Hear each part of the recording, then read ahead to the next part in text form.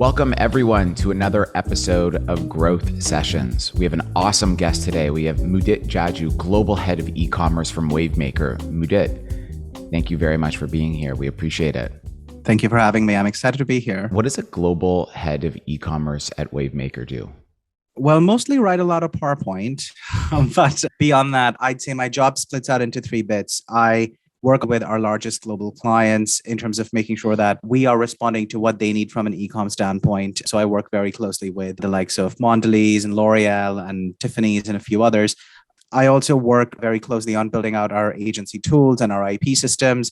So making sure we are really productizing all the great thinking that comes out of this agency so that it can be applied in 80 odd markets across the board. And then the last bit, and I think this is probably the bit that is the most important and closest to my heart. The reality is e-commerce, like all retail, is very local and retail is detail. A big part of my role is ensuring that we stand up the capability in each of our markets. So I spend a lot of time with our teams in the US, in Italy, in Germany, in China, in Singapore, in Australia, because there's no mythical entity in the sky that is responsible for e-commerce. At the end of the day, it's a consumer in Malaysia that's buying a product in Malaysia.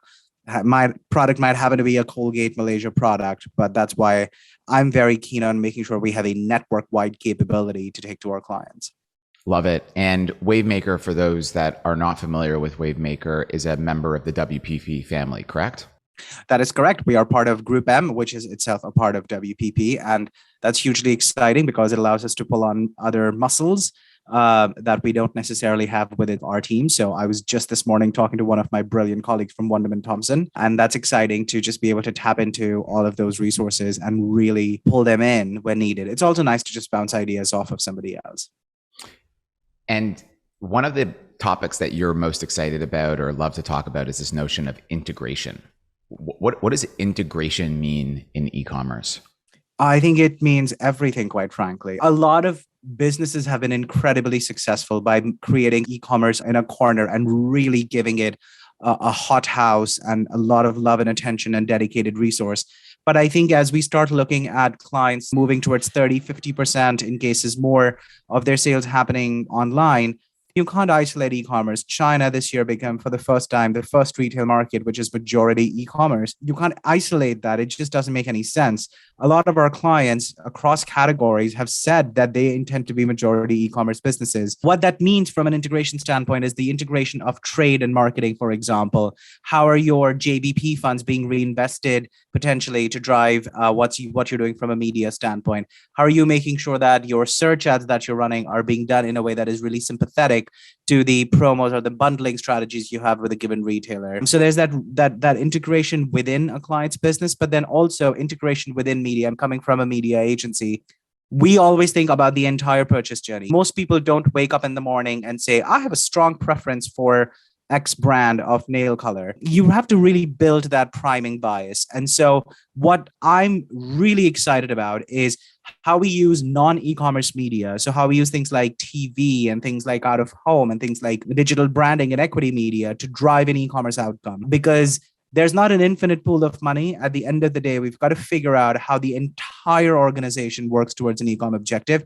It can't just be the job of the people who've been charged with your affiliate strategy or your e-com search strategy. And I think one of the challenges that anyone has then is how do you map the customer journey across something like an awareness campaign at the top of the funnel to a bottom of the funnel in search ad on a retail media platform? I'm curious to know how you advise some of your clients in that. So we have this thing that's been around for decades called MMMs and multi-touch attribution studies. And I think that a lot of them are still around and they're very good.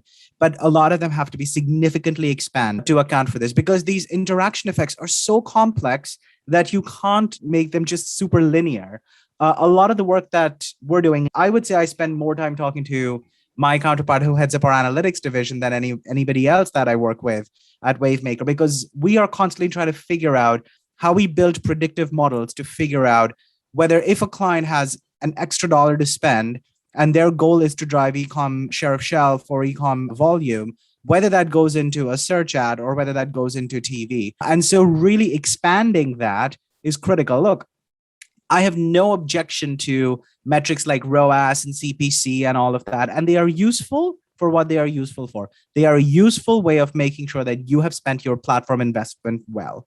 What they are not great at is a accurate reflection of if your business is actually growing or your business is outperforming. Are you getting more than your fair share? That's growth, right? ROAS is not a great way to measure that. It's not a great way to measure if you're profitable, for example. And a lot of it comes down to setting the right KPIs, but also thinking about measurement and attribution in a more holistic way. If you leave it, search is the thing that does all the last click attribution. And I think that's the thing that keeps me up, is how do we use all of that? And there's some great work we've done with a number of our, especially CPG clients, because that's where it's really complex, to try to tease that out. And I'm excited with where this space is going. And I think one of the biggest challenges, specifically at the top of the funnel, is the fragmentation in different ways that countries, certainly with someone like a global remit like yourself, have embraced connected TV. As an example, Amazon is pushing very hard for OTT globally, but the effectiveness of OTT on Amazon varies incredibly by country, by the amount of ad inventory that one may have. For a global brand that's coming up with a global OTT strategy on Amazon, I'm really curious to know, how does the variances of Amazon's OTT properties turn into how you advise that client in a unique strategy? See, this is why the last third of my job is the most interesting third, what we were talking about earlier, because I love getting our team on our network calls and you have somebody saying, this is the best thing I've ever done, and somebody saying, this is the worst thing I've ever done. The reality is that your strategy comes first and your platform comes second. The other thing also is being super clear on what the KPI is. If you're using OTT to drive end of funnel purchasing, it's probably not going to work super well. A lot of it also depends on what the rest of the consumer landscape is and what the consumption behaviors are. So if you look at a market like Spain, for example, it's not a super evolved OTT market, whereas a market like India is very advanced in that space. So it's really important to know the media landscape and the way that consumers in those markets consume media, which is really important. The other thing also is, it requires an immense amount of agility and a real test and learn culture, because a lot of these things are so new. Take Sweden, for example, right? Amazon Sweden has basically not existed until now. We have no idea if OTT is going to be great or terrible in Sweden. The only way you're going to know is by testing. And that requires an element of agility, and that requires an element of being comfortable with it, not everything working out. And so I encourage all my clients to at least have line of sight on a pool of budget that they can use to test things and move things around to figure out if something's going to work or not. And that is what it comes down to. Empirically, it's the only way to test it. That said, there are some things that hold more promise, and you want to start getting those learnings in. And I'd say that Amazon OTT is probably one of those things.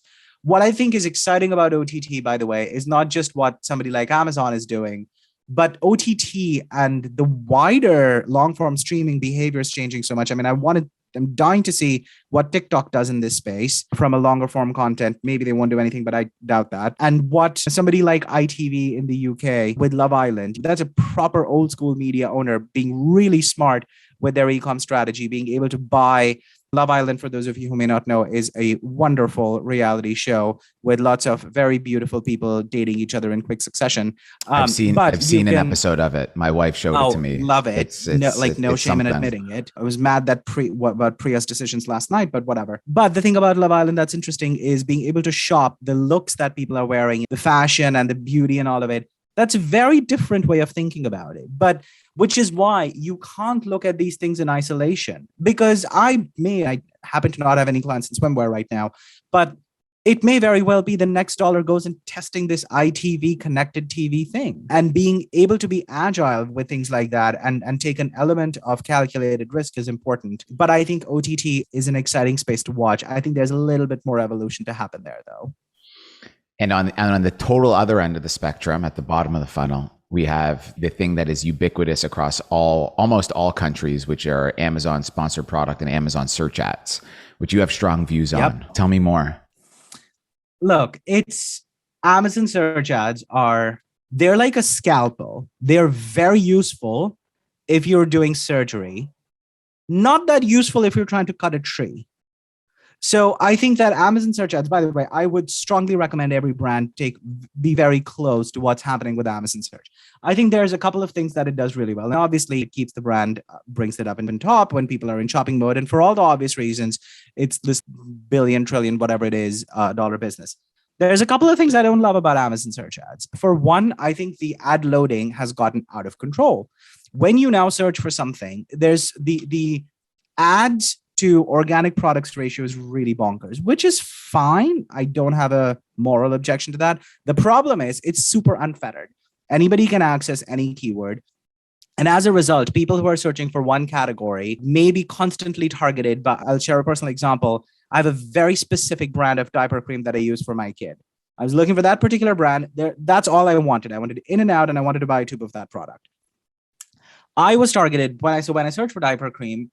I got targeted by so many diaper brands.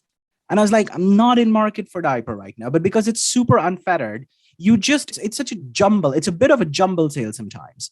And I think that when you ad load that much, you start to put consumer trust a little bit into question. So I think Amazon search is fantastic for brands right now. But if something is not great for the consumer, eventually it's not going to be great for a brand. Which is why I think that there are loads of brilliant things that you can do within the Amazon media ecosystem. I think the Amazon DSP, for example, is incredibly powerful. There's a lot of other things, but you can't be like, just put more money into Amazon search and call it a day is not a winning strategy. I'm not by any means suggesting Amazon search is not important. Quite the opposite. It's probably the platform we do the most amount of work with. We've built all these tools around it to like really milk every ounce of insight we get out of it. And the reality is you're not going to make a lot of sales if you don't invest in Amazon search.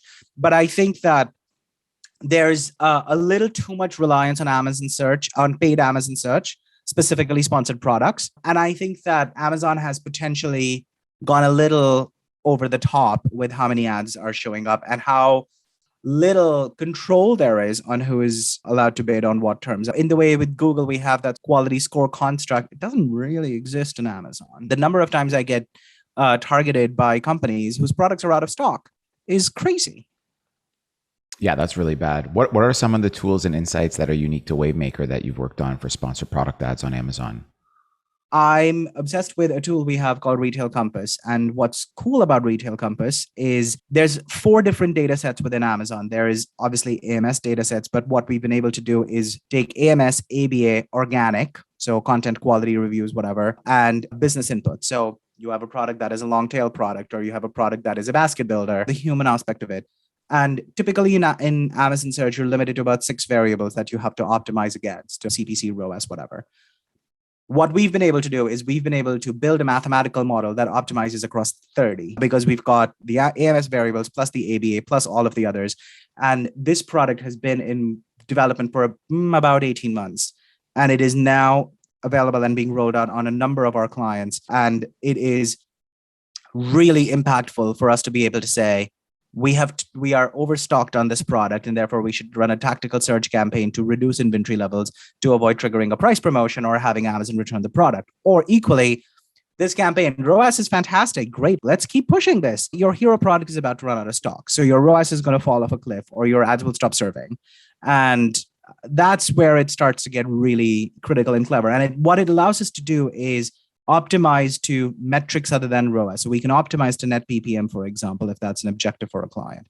And that's exciting to me. There's a number of other tools. I'm a huge Amazon guy. I don't even know what net PPM means. What does that mean as a metric? It's a measure of profitability, essentially, without getting academic about it. PPM but it's a measure of how much money Amazon has made. Pure profit margin.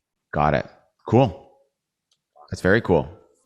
But it's this stuff that I think is exciting. We have a number of products which we are actually co-developing with Amazon, which I can't talk about just yet. Possibly by the time this is out, it will be public news. But what we found is by having those honest conversations with Amazon, we've been able to really develop a solid partnership with those guys. And I think it is a partnership, not a transaction where it's I give you money, you give me impressions, but it's a real partnership. Mm-hmm. And that's cool. This notion of leveraging non-advertising related metrics to power advertising, I think, is a really important one. And so some of those metrics are available via Amazon. Some of those are not. Obviously, ones like share of voice and organic rank are really powerful. Inventory, super powerful. It's amazing how many, specifically over the past 18 months, how many brands continue to have inventory issues. With restocking limits across Amazon globally, inventory issues continue to be a thing. And if you have products or if you don't have products in, that dramatically impacts the effectiveness of advertising. Excuse me. I fully agree. I think you can't afford to be blasé about inventory issues. And I think that a lot of marketers need to be much more understanding and sympathetic and switched on with what it comes to them. And by the way, equally, a lot of people that work in traditional trade or sales roles, as they used to be previously defined, need to be much closer to some of the marketing metrics and understand why ROAS is the way that it is, or what certain benchmarks mean, or how TV influences things, and so on. And I think that the brands that do this really well have really facilitated that cross-pollination, where marketing and trade are working together super closely and educating each other on the other one's practice. Not everybody has to be an expert in everything, but you need a functional understanding. And that's why agencies need commerce arms as well. Yes. In which you have generalists that are very good at this, at tying all these pieces together of everything associated with the commerce strategy of a given brand. Yep, that absolutely. There is an element of subject matter expertise that you can't do without. And what's been very important to me since I started the practice, horrifyingly now close to a decade ago, was making sure I didn't sit in isolation. So I didn't want it to have a separate name, and I didn't want it to be this like island in a corner. I knew that the power of being within Group M and within the Group M network was being able to really use all of those other things. We know more about consumer insight than most entities in the world. And so not being able to use that is insane. One of the things that one of my colleagues in our research and insights team told us, we did some proprietary research on a consumer study we have called Momentum. One of the things that is really surprising is that consumers who buy categories online are pickier than those who buy things offline. So there's this assumption that e-com shoppers are slackers, and the reverse is true. They are looking for more, they have more category consideration. So if it's ketchup, for example, taste, and is it organic, and the brand and the price, and all of those category considerations. They are using more touch points than offline shoppers. And the third thing that is really interesting is that if they went in with a strong bias, for online shoppers, a priming stage bias or brand love was much more effective than for an offline shopper. So if you've built strong bias and you're selling your product online, you are more likely to convert those consumers than if you were selling it offline. And that's really surprising, because there's this assumption of, oh, I'm just going to go onto Amazon, search whatever's the first thing that pops up, I'll buy it and I'm done. No, that's not the case. People have strong points of view about what they're going to buy online. Yeah. I think everyone thinks Amazon's destruction of brand, and it's actually the inverse. Amazon is a brand building machine if you use it correctly. 1000%. I 1000% agree that Amazon is the world's greatest show window. I have a lot of clients that are increasingly coming to the point that even though their Amazon business may not be particularly large or particularly influential from a bottom line standpoint, it has a really big impact on other channels, whether that is offline, whether that is other retailers, whatever it is. But it's almost like having a Wikipedia entry. You're nobody if you're not on Amazon. And so that's why we see clients in all categories. I work with a big chocolate manufacturer. Chocolate's not easy to sell on Amazon, but it's listed. And they do a decent amount of volume, but the goal is very much to own our territory on Amazon. Yeah. Let's talk about other retailers. Grocery delivery and last mile are starting to become a massive thing. We're seeing companies like Instacart almost go public, GoPuff raising tens and billions of dollars, or single-digit $1 billion on tens and $1 billion valuations. I'm curious to know how you advise clients in navigating these new players in this space. My first word of advice to my clients when they're looking at these guys is to figure out what makes the retailer, the aggregator tick. So Instacart and GoPuff, superficially very similar businesses, could not be more different. Instacart is advertising driven. That's how Instacart makes money.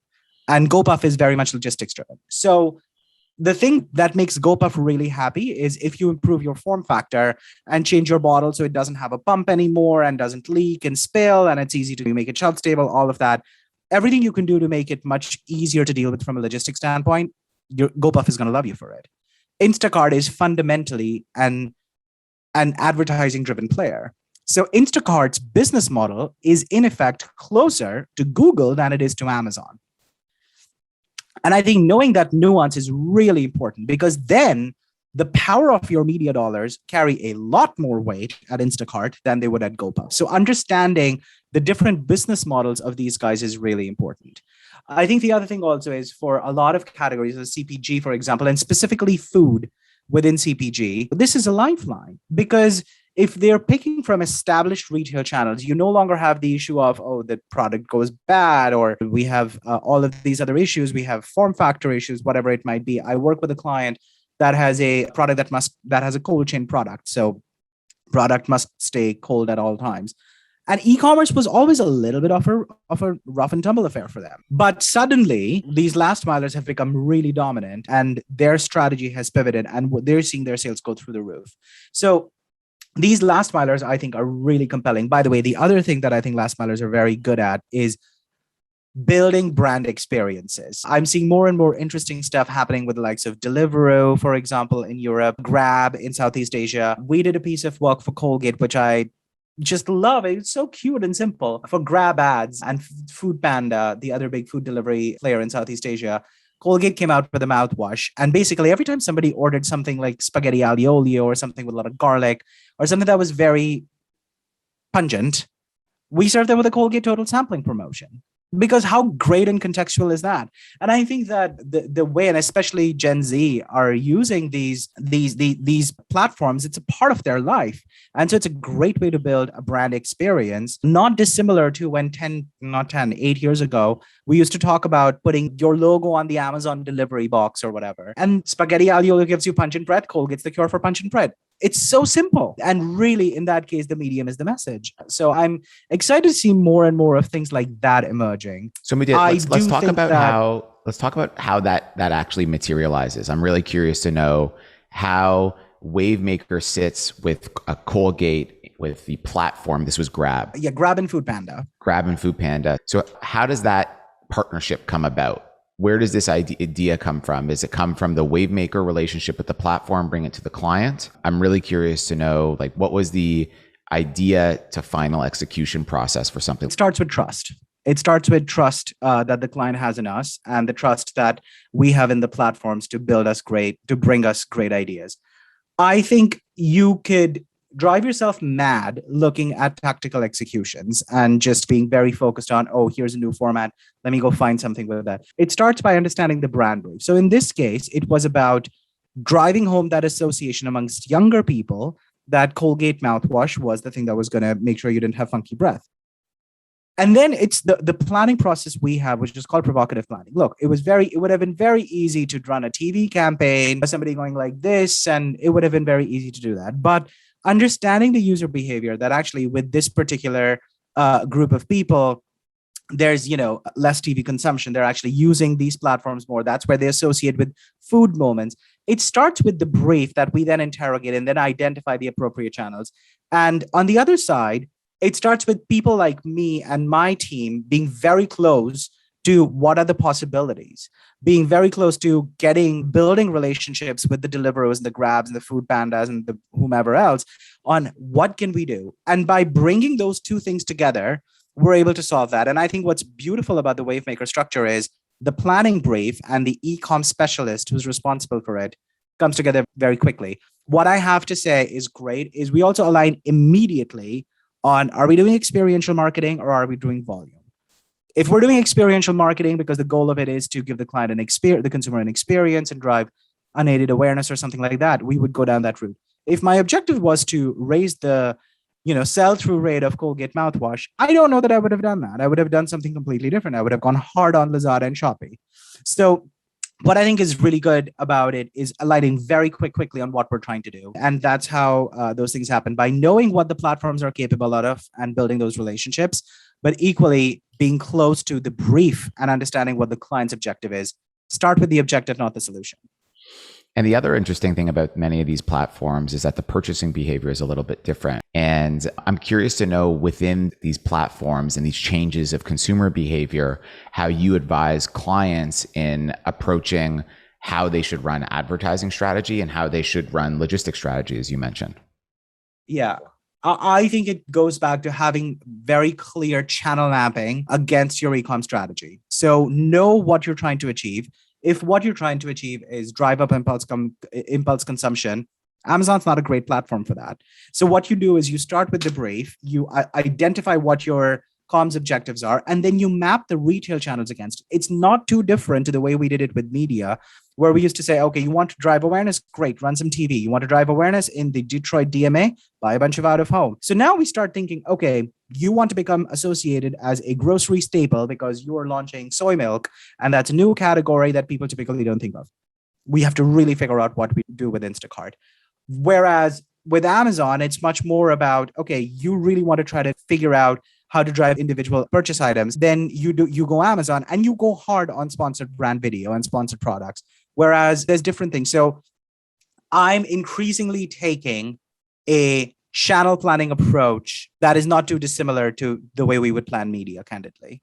And you have a food client that you've navigated across all of this, Mondelez. Can you share a story about how you advise them specifically? We work super closely together. We do a number of things with Mondelez. So we work very closely with their e-com function on a number of strategic projects, being their external eyes and ears. But equally, we work very closely with Mondelez in terms of making sure that they are able to leverage their media investment to drive volume. Mondelez has some terrifically interesting businesses, obviously very focused on impulse in many ways. We've done some work with Mondelez in India where we've really established chocolate as a big gifting category. So in India, the cultural trend is that at peak holidays, so like Diwali and Christmas and whatever, people would send each other a box of sweets. And for Mondelez, we positioned Cadbury as the ideal gift. And so the DTC website for Cadbury has a very different assortment. It is mostly gift boxes. It's not a bar of dairy milk, which is the vast majority of Mondelez in-store sales. And so being very clear about what products we put on DTC versus what products we put in-store versus what products we put on Amazon is really important and something that we are able to do as part of that excellent partnership. We also did something with Mondelez in Australia when Instagram first rolled out its shopping features, where we created a whole Easter egg hunt and buying Easter eggs from Mondelez on Instagram. And that was something that worked incredibly well because, again, it's not an immediate association to buy Easter eggs from Cadbury on Instagram, but by sorting it out from a technical standpoint and really identifying that Instagram was the platform of choice in Australia was terrific. So we've done some very interesting things with Mondelez, and it gives me reason to talk about chocolate all day. So I enjoy that. You're really passionate and excited about the luxury space in e-commerce. Why are you so excited about moving luxury? on rapidly from Colgate and Mondelez? Exactly. Yeah, no, look, luxury I think is really interesting. I think luxury is one of those few businesses which are truly vertically integrated. If you are Fendi, you own your production, you own your product, you own your distribution, you own your data. The challenge I have with a lot of my CPG clients, for example, or clients that rely exclusively on marketplaces is eventually you get to a black box. Eventually you don't know what happened or the data chain breaks. But I think what is really clever is with luxury businesses is their investment in CRM systems, their investment in understanding the entire data the data ecosystem is really starting to pay off. A bunch of them are doing very smart things. Tiffany's, for example, I think has just become this juggernaut in e-commerce that I love working with. It's also a Wavemaker client. But the idea that the business that is primarily known for big diamond rings is an e-com like powerhouse is amazing. And it's because they really understand their consumer and they have that full data chain. Because the challenge if you're a retailer is you don't know, what product's going to be out of stock. You don't know what challenges you're going to have with the vendors. But if you're the vendor and the supplier, you're able to work together. Now, it's not always so easy, but they are, when they really put their minds to it, able to work together very effectively on both sides of the fence. And I think the other thing I enjoy luxury, not because it's sexy and there are beautiful products to look at, which is nice, but there's beautiful data to look at, and that makes me really excited. And there's complete data to look at. Do clean rooms like Amazon Marketing Cloud not serve this purpose, or is it just many years away from unifying all of these data sources? It's expensive and it's time consuming, and oftentimes it's a little bit clunky still. I think it's a step in the right direction, and using clean rooms, whether it's LiveRamp or InfoSum or Amazon or whatever, is a start. But I don't think it's quite as turnkey, being in full control and ownership of your data. You also start to run into issues with match rates and whatever, which you don't have to if you're global. By the way, the other thing about luxury businesses that's great is it is truly global, right? Sure. Even Amazon, which is in theory the most global retailer, is really only in about 20 countries. There is no Amazon China. Amazon has not done well in Turkey. Amazon has no presence in Eastern Europe. Very little presence in Latin America. Amazon is just entering the Nordics. Even in those markets, Amazon's not the answer to everything. They're great, but a luxury business is able to figure out that somebody bought a product in Dubai, Paris, and then Dubai again, and Paris again, and Dubai again, and Paris again. And then they're able to figure out, okay, clearly this person has two houses, and we should invite them to an event in both places. So it's that thing that is much easier to do if you have full ownership of your data. It's why a lot of our launching DTC businesses is to understand their consumer a little bit better. The benefit of both the consumer insight and the first party data. Then again, you get into the issue of scale. Like you need a few million first party data points. 10,000 people buying something from your DTC website is a start, but it's not going to deliver on the data promise. And I guess one of the other big things with luxury these days is whether or not they should make that purchase available online, or whether or not it should be an online experience. I haven't shopped on Tiffany's anytime soon lately, to the behest of my wife, who would probably like me to shop there more.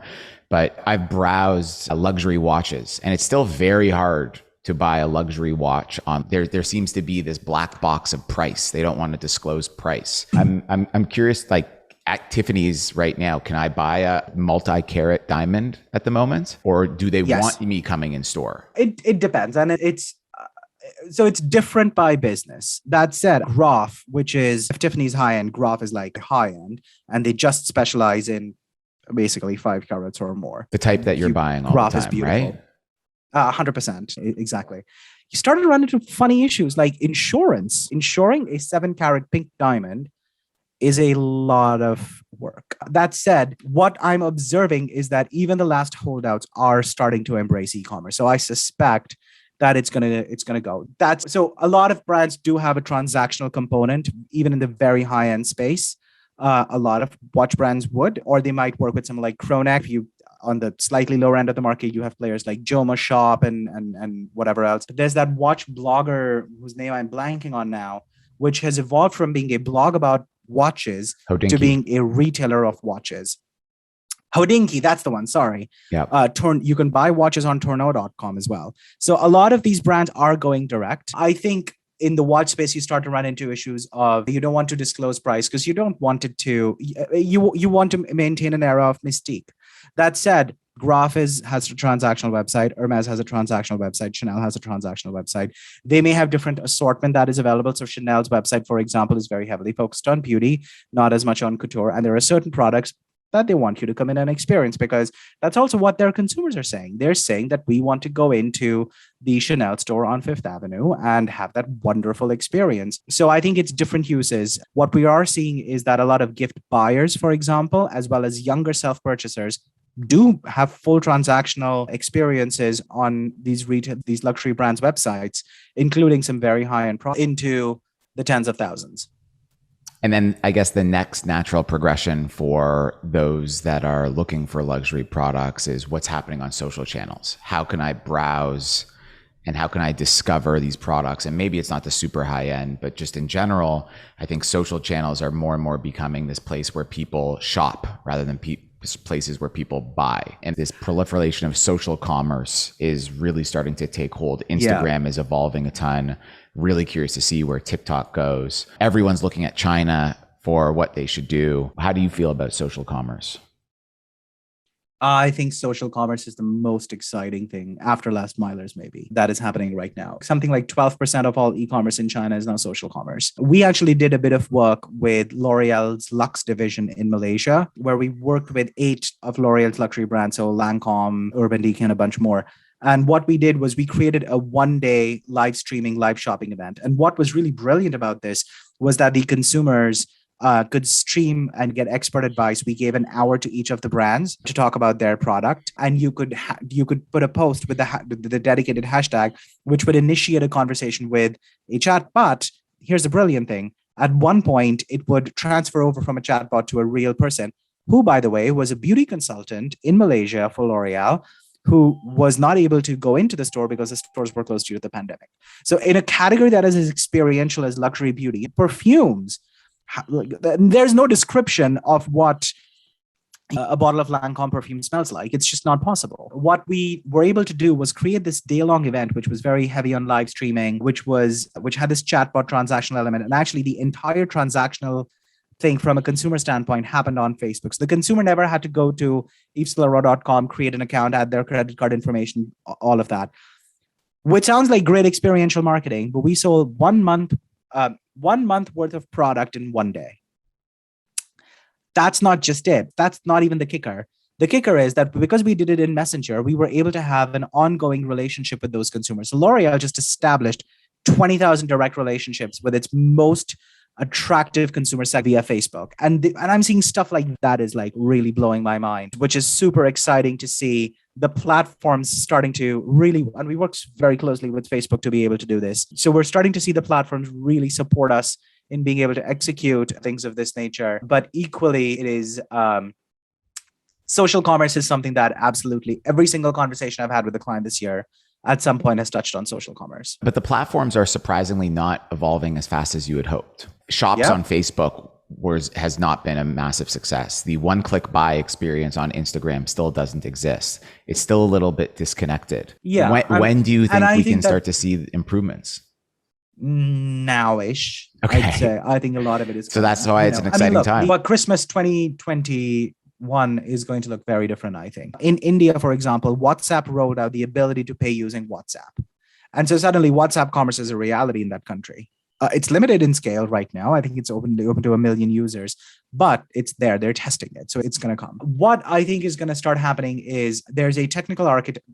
The previous iterations of Facebook shops has been, frankly, a disaster, like the version we saw in like 2013, 14, because it required a completely different setup. It required its own set of inventory and all of it. So what would start happening is you would be out of stock on your DTC, and the stock that you had parked for Facebook, you would be overstocked on. And in categories like beauty, you can't deal with overstocks because then you have promotions and it becomes a thing. What is really interesting is as more and more brands move to a headless structure, it allows them to have a single view of the consumer data, a single view of inventory. It allows them to optimize much faster. Essentially, if they are able to turn off their Pinterest store and turn on their Instagram store, that suddenly makes it much easier. The onus of setting up a dedicated separate thing is gone because a lot of the heavy lifting has been done by our headless architecture. And I think that's what's really going to drive the adoption of social commerce in many ways. Well, something that is important is TikTok. Where does TikTok sit in this? Oh, I'm excited to see what they do. I like how fast they move. They're like Facebook of yore. I think that the way they've been able to grow the app is great. I think they've seen all the failed experiments of the other social platforms and learned from them. And I think that TikTok is going to, obviously, they've got the Shopify integration. I'm willing to bet that there's a team of people right now working on those integrations with BigCommerce and WooCommerce and Wix and all of the rest, Magento and all of the rest of it. I think the thing about TikTok that's really interesting is that it's really browsing and it's really lean back. It's not as mission driven. The thing that we've learned from our experience in China is that traditional e-commerce is very rational. You've run out of a tube of toothpaste, so you got to go get one.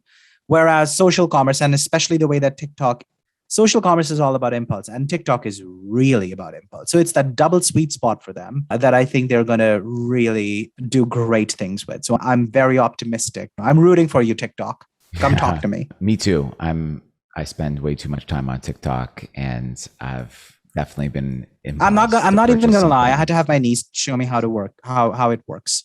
Really? It's just scroll up, Mudit. Oh yeah, It's just scroll up. That's I know. all you do. And the I'm, algo takes over. I'm a little bit of a dullard. Okay. Wow. Yeah, I know. That bit I got, but I don't know that I will ever make a TikTok. She tried to get me to do that, but that's not happening. That's completely fair. And I don't think that's required. I think I would imagine that less than 100%. 95%. I'm all about the lean back. It's a I'm all consumption about model. the lean back. Yeah, exactly.